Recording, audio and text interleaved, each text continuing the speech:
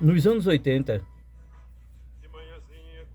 que nós sabemos, por exemplo, Israel é um país que era quase deserto, quando em 1948, com a fundação do Estado de Israel, uma grande parte de Israel, a nação de Israel, era toda de deserto. Então, ao eles assumirem aquela parte no Oriente Médio, então eles começaram a usar a tecnologia e principalmente com a ajuda de Deus, que tem as mãos sobre o povo de Israel. Eles hoje é um grande exportador de alimento. Eles usam desalinizar as águas do mar para o consumo de irrigação, das plantações, e tornou-se uma das nações mais ricas do mundo, inclusive que enfrenta toda a fúria, né, do mundo árabe, do mundo islâmico, né? Aí em 80, eu não estou lembrado agora o ano, eu não estou lembrado do ano, trouxeram uns técnicos de Israel aqui para o Nordeste. Eles foram à cidade de Petrolina e os baleiros queriam pedir ajuda, orientação a esse judeu engenheiro para diminuir o sofrimento do povo nordestino por conta das constantes secas. Olha, gente, nos anos mais ou menos 80, 81, 82, houve uma grande seca no sertão. E naquela época, ainda, os trens atravessavam todo o estado do Pernambuco, ia para o Alto Sertão. Atravessava essa área, Sertão, Agreste e a Zona da Mata, chegava aqui em Recife. E eu me lembro que vinha muito sertanejo, imigrante, para aqui para Recife, para dormir nas calçadas, morar nas calçadas. E até um radialista disse assim: olha, cada pessoa adote uma família de sertanejo que está fugindo da seca. E, inclusive naquela época vinha muitas mocinhas. Aí eles perguntavam onde é que tem uma casa que pode quer uma mocinha para trabalhar. Você imagina o sofrimento, a vergonha de você ter uma filha, uma menina, um adolescente para botar na casa de um estranho para trabalhar de empregada, ser lá usada como escravo, né? Eu tenho até um amigo que uma coisa até interessante. Esse amigo meu, ele era evangélico. Eu digo era porque eu acho que ele não está com esse mundo mais não, já está com Jesus. E ali ele aproveitou-se e também trouxe uma garotinha, uma dessas mocinhas que trouxeram para procurar emprego, para trabalhar na casa dele. Não, eu quero aqui porque minha mulher já está meia velha, está meia cansada, e trouxeram aquela menina. E aquela menina, ela começou a namorar um vizinho lá. E uma noite ele estava dormindo, ouviu um barulho meio diferente lá no quintal. Aí ele olhou, notou que a menina que estava na casa dele, estava namorando com um rapaz vizinho, um rapazinho lá, e estava praticando aquilo que vocês imaginam. Aí no outro dia ele ele falou com o pai, chamou o pai de mim: eu quero falar com o senhor. Aí eu disse: o que é que o senhor quer? Olha, seu filho entrou aqui pro fundo do meu quintal de madrugada para namorar com a minha filha, viu? Aí o homem disse assim: olha, amarre sua cabrita porque meu bote tá solto. Aí ele disse assim: pois diga seu bode, viu? E quando quiser namorar com a minha cabrita, vá namorar na capoeira, né, no meu quintal, não, senão dá um tiro de chumbo na bunda dele. Mas, gente, eu me refiro aqui ao sofrimento do sertanejo do mundo da caatinga, o sofrimento que eles passavam por conta das secas, das dificuldades, que não havia ajuda de nada, não havia esse tal de Bolsa Família, não tinha os carros pipa para abastecer. E vou ser sincero com o senhor, naquela época não havia uma atenção para o Nordeste. Olha, as pessoas que tiver mais de 50 anos haverão de se lembrar. Em todas as cidades, nessas vilas, povoados, tinha vendedores de passagem da Itapemirim e da São Geraldo, que essas empresas de ônibus, ela conduzia gente daqui do Nordeste direto para São Paulo. Era levada de... Era muitas pessoas que iam para São Paulo procurar emprego, trabalhar em São Paulo, porque aqui não havia emprego. Olha, vejam bem. Eu digo tinha porque os outros não estão vivos mais, nem todos. Eu tinha 5 irmãos mais velhos do que eu, que foi um para São Paulo, foi Zequinha, depois foi Heleno, foi Djalma, foi Bibiu, foi Dedé. Foram para São Paulo para procurar, para trabalhar, porque dizia vantagem, em São Paulo tem uma vantagem muito grande, a pessoa chega lá e tem emprego. E às vezes o cara, quando para na rodoviária, já tem gente lá procurando, quer trabalhar, veio trabalhar, eu tenho isso para você, eu vim na construção civil, né? Aí aquele pessoal pegava e eles arranjavam um quarto para morar. Meu irmãozinho que morava num quarto, ele e a mulher, o quarto era tão pequeno que quando para um passar, tinha que um se afastar assim, lá para a sala, para poder outro passar no bequinho, lá naquele fundo de quintal. Aí achava que estava feliz, porque estava trabalhando, mandava carta para minha mãe, dizia, ai mamãe, eu já estou trabalhando, já arranjei emprego, a gente já está trabalhando. Mas vejam bem, ele mesmo disse, olha, vai paixão, eu saía de casa de 3h30 da madrugada, pegava 3 ônibus para chegar no trabalho, chegava em casa de 7 horas, 8 horas da noite, depois de pegar 3 ônibus, várias horas andando dentro de São Paulo, para poder chegar a casa ou chegar ao trabalho, que não havia emprego aqui no Nordeste. Então esses irmãos foram, porque você sabe qual era a indústria que tinha em Vitória? Era somente a Cativa, a Pitu e a Serra Grande. Não havia emprego para ninguém, né? Então até esse irmão Heleno, meu irmão que mora em Maceió, ele mandou uma carta para a mamãe, diga a Sebastião que ele não se alixe em Vitória não, porque em Vitória é necessário civil, tiro de guerra.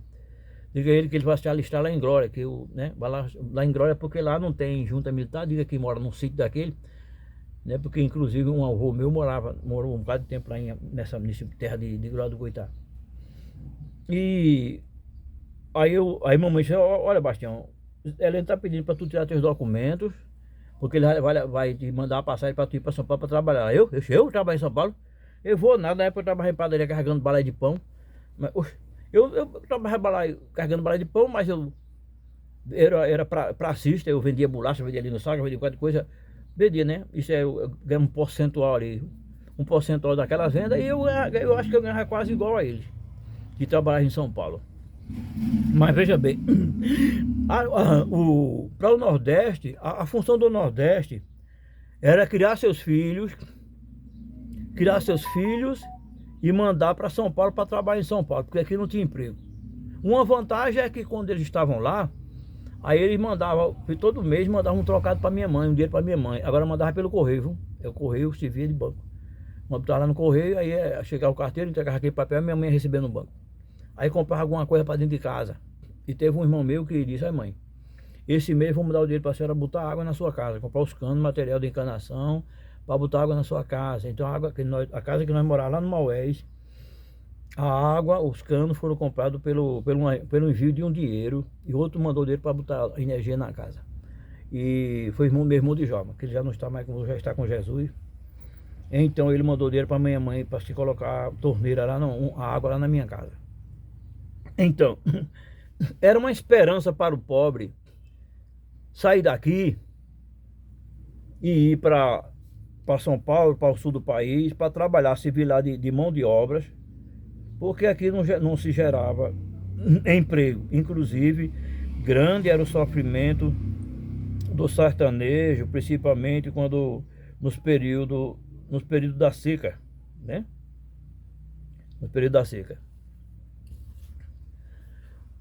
Aí trouxeram esse engenheiro de Israel para orientar o governo aqui no Pernambuco como se fazer para diminuir o sofrimento da seca. Aí levaram ele para Petrolina. Logo para onde? Para Petrolina. E Petrolina é banhada pelo Rio São Francisco, né? A divisão entre Petrolina e Juazeiro, né? Juazeiro da Bahia, é ali, é o Rio São Francisco. Aí ele, quando olhou o rio, aquele mar de rio, que aquela água depois eram jogadas no mar, aí ele olhou para o pessoal, né, os técnicos lá do governo brasileiro, e disse: vocês estão brincando com a minha cara, é? Tu quer nos zombar com a minha cara, é? Essa água aqui todinha indo para o mar e o pessoal, poucos quilômetros, a terra seca, sem que não tinha irrigação, não tinha ninguém se preocupar com isso. Lula falou que o dinheiro, desde, olha, o projeto da irrigação do Rio São Francisco, do Sertão, esse projeto existe desde Dom Pedro II. Dom Pedro II, inclusive, ele fez assuntos aqui no Nordeste. Ele já tinha esse projeto para fazer a irrigação do Rio São Francisco. Porque se você estudar a história, vê que no Egito, em Roma, havia encanação de água do rio para a cidade, através, aí você chega ali no Rio de Janeiro, né? Tem de água lá, que tem umas colunas assim, ali é que trazia água de longe para o Rio de Janeiro. Naquela época não havia esses canos, mas a engenharia tem a sua maneira de se virar e trazer água para a cidade, né? Mas, gente, aconteceu, aí disse, olha, o dinheiro que foi enviado do governo federal para o sertão, para ajudar na preservação da água, do rio, dos açudes, dava para fazer 100 vezes a obra do rio, da transposição do Rio São Francisco, 100 vezes. Aí o dinheiro era mandado para os políticos, para os coronéis, entendeu? E esse trabalho nunca era feito. Porque vocês sabem, olha, a água da Caatinga, a terra do sertão, ela é uma terra muito fértil. Você vê na internet, eu tenho essas fotos até, de uma área quando estava na seca e quando chegou a água, aquele tudo verde, né? A terra do Nordeste, da Caatinga, ela é uma terra do sertão, ela é uma terra fértil. Só falta somente cuidado. Então, o povo brasileiro, após várias derrotas de Lula a presidente, o povo brasileiro decidiu votar em Lula. Então, uma das grandes obras de Lula para diminuir o sofrimento do povo nordestino foi a irrigação do Rio São Francisco. E um dia eu vi até a governadora dizendo: a água do São Francisco já está chegando aqui em Caruaru, só faz agora encanar e botar nas torneiras, né? A cidade de Custódia, onde eu tenho amigos, né? Cidade de Custódia, tem água, tá chegando lá. Do Rio São Francisco, ele para aquela elevação, através de bombeamento, né? Aquela bombeação fica alta, aí através da gravidade, ela desce para todo o sertão, né? Para áreas mais assim, afetadas, a cidade de Monteiro, na Paraíba, onde chegou água. Você imagina, para o agricultor, para o criador, que é uma tendência muito forte do nordestino, criar e produzir alimento, chegar ali na sua cidade, na sua fazenda, no seu sítio, chegar ali a transposição do Rio São Francisco, a água que era a água que era jogada no mar, tá indo para matar a sede dos nordestinos. Então, e aí essa obra começou no governo Lula, passou o governo Lula, passou o governo Dilma, depois Temer não rodou quase nada. Depois veio o Bolsonaro, que fez pouca coisa, disse que a obra tinha sido feita por ele, mandou água para o sertanejo. Quando o negócio dá certo, todo mundo quer ser o pai da criança, né? E agora tem obra que ainda está em execução. Porque terminou não. Ainda tem obra que ainda está em execução e vai ser terminada, está projeto para terminar em 2025, né? Porque onde tiver área que está faltando água, ali, que é a água do Rio São Francisco, é bom que é água doce, é água doce, é só fazer o tratamento para a torneira, para o cara pode beber, né? Então, e hoje essas terras, você já imaginou? Eu penso aqui no vaqueiro, porque ali o vaqueiro tinha ali a sua fazenda. Você vê quantas vezes você vê fotos, vídeos dos fazendeiros chorando, ver as suas reses, a sua vaca leiteira, do qual ali tirava o leite para cuidar, né? Para a renda da família. Aquela água, faltava água e vendia o boi por qualquer preço, a vaca por qualquer preço, a fazenda por qualquer preço. E vê de quê? Não tinha nenhum recurso.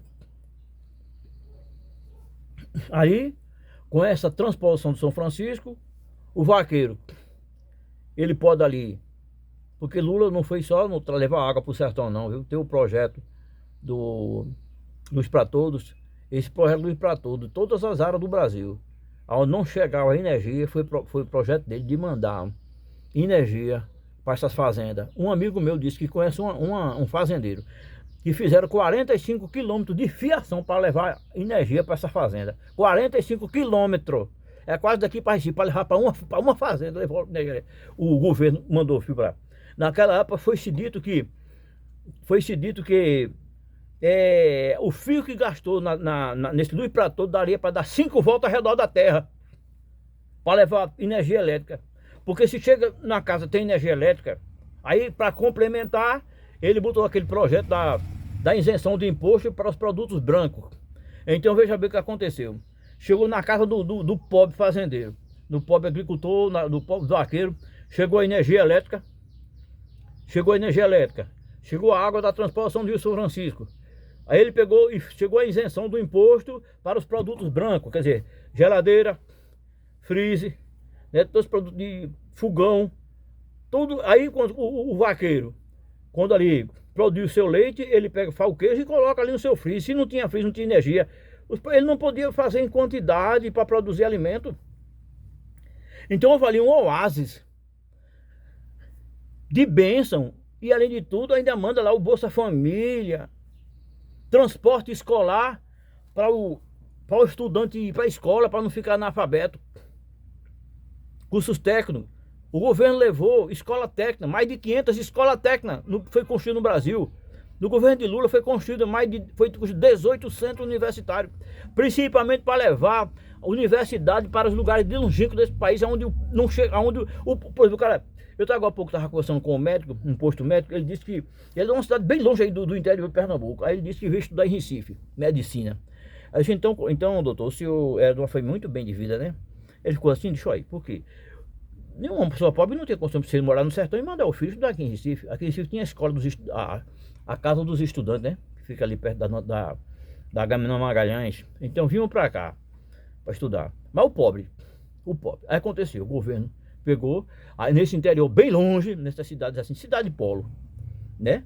Aí levou 18 universidades federais, centros universitários federais, para que ali levasse a educação, levasse curso superior para o interior, onde as pessoas que terminavam ali o segundo grau, terminavam o curso, ele não podia fazer uma universidade. Aqui para Vitória Santana, eu estava conversando com um cara, Lula fez o quê? Não fez nada não. E a extensão da Universidade Federal de Pernambuco aqui no Alto Reservatório? Vai estudar, rapaz, vai te informar, tu não sabe nem o que foi feito naquela época. Eu me refiro aqui a centros educacionais, porque veja bem, uma pessoa tem vontade de fazer um curso de enfermagem, morando aqui em Vitória. Para ir para Recife ainda tem uma ajuda, porque o governo libera o dinheiro para levar os ônibus, levar os estudantes, né, os centros acadêmicos, né? Mas naquela época não tinha. Mas ele trouxe os centros acadêmicos para o interior, como veio aqui no tempo, viu? É bom que se diga, viu? Isso foi no tempo do governo de Haddad, né? Do Ministério de Haddad e do senador Humberto Costa, né? Que era da parte de educação e saúde. Então, gente, agora, como se não bastasse, porque isso é muito importante, gente. Agora, teve uma seca muito grande no sertão, os carros-pipa, dinheiro liberado pelo governo, levava as cidades longínquas, onde não tinha água, levava os caminhão-pipa para levar água para lá. O caminhão do exército era liberado para levar água lá na casa do agricultor, para ele manter os seus animais ali, com água para manter, né? Para cuidar da sua ração e manter a família, né? E se não bastasse, olha, o presidente Lula, ele construiu, gente, mais de 1 milhão, você imagina que é 1 milhão de cisternas. A cisterna bem grande fazia ali, né? Construía ali grátis nas casas. Construía ali aquela cisterna bem grande, aproveitava-se a água da chuva e enchia aquela cisterna. Para que, né, por isso, às vezes, o barreiro gera água, mas muitas vezes água para boi, mas para o consumo interno da casa, ele preservava-se aquela água, que aquela caixa, aquela cisterna, ela era uma parte bem grande dela, fica debaixo do chão, quer dizer, porque se fizer assim, né, acima do solo, a temperatura, né, ela evapora aquela água, ela é feita de buraco, bota ela debaixo, deixa só a tampinha assim de fora, com a partezinha, né, tampada ali, com o cano pegando água da goteira da casa, das telhas, e levando para aquela cisterna. Aí mais de 1 milhão. Aí a pessoa tem água para beber durante muito tempo, para enfrentar inclusive o período do verão, de tempo de dificuldade. Não é? Agora, você vê, né? Agora, como foi que aconteceu? Lula saiu da cidade de Garanhuns, que hoje é Caetés, a parte onde ele morava, é a cidade de Caetés. O pai dele, repara a história, o pai dele, desempregado, não tinha como viver, pegou e foi trabalhar em São Paulo. Aí passou um pouco de tempo, a mãe dele trabalhava para cuidar da gatinha de menino. Aí depois, sabe de uma coisa, viu que o homem não estava mandando carta, não estava dando muita atenção. Aí juntou tudo de menino e foi para Jula, pequeno, criança. Foi no pau de arara, sabe que é pau de arara? Aqueles caminhões que eles botam um toldo assim, né? Uma coberta na carroceria. Foi no pau de arara para São Paulo. Quando chegou lá, aí o pai dele já tinha constituído uma nova família. Não quis mais saber da mãe de Lula, né? Com Lula, aquele menino pequeno. Ele fala nos seus testemunhos do sofrimento que ele passou de pobreza, né? Agora, o que foi necessário? Nós evangélicos, às vezes, aqueles que Deus tem chamado no ministério, sabe o que é ministério? Ministério nós chamamos com aqueles irmãos que são pregadores oficiais da igreja, que é o corpo de obreiro, que é o auxiliar de trabalho, o diácono, presbítero, evangelista, pastor do local e pastor presidente. Muitos desses irmãos já passaram por grandes provações, já passei por grandes provações de necessidade, de pão, de não ter que comer em casa de jeito nenhum. Eu só orando, lendo a Bíblia. E chegava, aí eu vou 40 dias jejuando até 2 horas da tarde. Aí quando chegava 2 horas da tarde não tive que comer em casa. Aí o jejum continuava. Para eu saber, posteriormente, eu assumi pastoreio de igreja. Trabalhei como pastor de igreja na barra de uns 25 anos, mais ou menos. Mas eu nunca na minha vida, eu soube de um irmão da minha igreja, que a diaconisa chegava perto de mim, aí dizia, olha, na casa de tal irmã não tenho o que comer não, pastor. Aí eu pegava meu cartão de crédito, ia lá, comprava 2, 3 cestas básicas, coentro, verdura, umas bistecas, um negócio lá, levava para aquela pessoa. Eu sei o que é fome.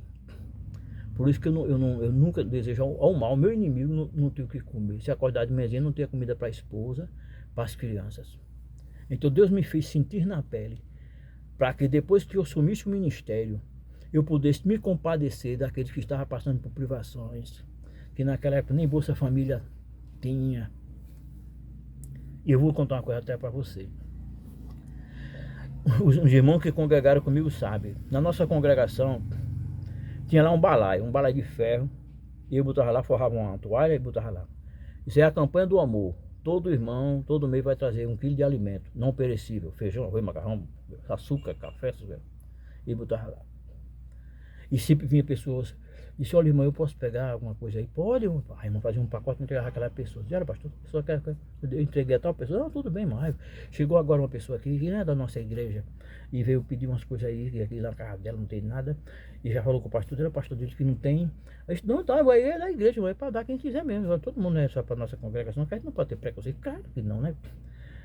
Então, posteriormente, quando Lula foi presidente, primeiro mandato dele, ele foi presidente, os irmãos permaneceram trazendo alimento, o balé encheu de açúcar, de feijão, de fubá, tava dando bicho. Vocês moram aqui em Mário Bezerra, pergunta a diaconisa Lode, ela era a diaconisa da igreja, a diaconisa é uma pessoa que é quem cuida da parte de assistência social, que está passando por uma situação, coisa assim. Tava dando bicho no arroz, bicho na comida, e o pessoal não estava pegando porque houve esse projeto de Bolsa Família, o pessoal não estava mais precisando da ajuda da igreja em termos de alimentação. Depois daquele período, é porque você nunca vai ver um pastor aí dizer que vota em Lula. Só diz que Lula é ladrão. Se eu perguntar a ele o que foi que Lula roubou, ninguém diz que ele roubou, só diz que ele é ladrão. Eles me dizem o que ele roubou, onde encontraram o roubo, nenhum diz. Foi tudo baseado em mentira para acusar Lula. Mas eu vi a situação como melhorou para o pessoal da minha igreja. Naquela época, morando aqui em Vitória, saía 15 ônibus aqui de Vitória, 15 ônibus para o pessoal trabalhar em Suape. 15 anos para trabalhar na construção da refinaria de Suape. Então, gente, foi necessário um nordestino pobre, entendeu? Saiu daqui do êxodo rural, da zona rural de Caetés, passador de fome, sabendo o sofrimento do povo da seca, porque Garanhuns não é sertão, Garanhuns é agreste. Mas lá, vai pra Caruaru, né, pra dar seca, pra tu ver o chão, fica, as plantações ficam tudo secas, não tem água.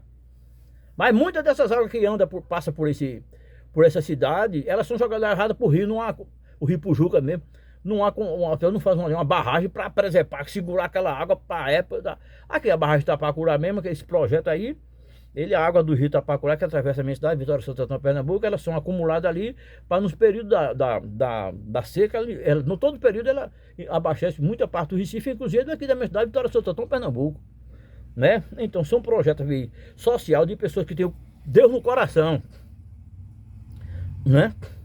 E a gente fica direto falando mal de Lula. Eu fico olhando, mas rapaz, é uma desinformação da bexiga. Ou o cara é muito mal, muito ruim, ou é muito mal informado. A maioria são muito mal informados, pessoas que não estudou.